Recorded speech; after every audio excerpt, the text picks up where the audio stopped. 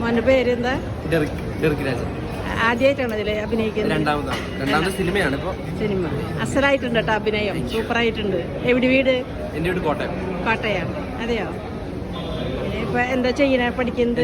Degree Rajagiri, Kakkanad രാജഗിരിയിലാണോ പഠിക്കുന്നത്? അതെയോ? സിനിമയിൽ കുറച്ചും കൂടി മണ്ണുണ്ട്. കുറച്ചുകൂടെ ഉണ്ട്. ആ കാലയളവിൽ കുറച്ചൊന്ന് മെലിഞ്ഞ് ജിമ്മിൽ പോയി. ആദ്യമായിട്ട് ഇതിപ്പോ രണ്ടാമത്തെ പടം അല്ലേ?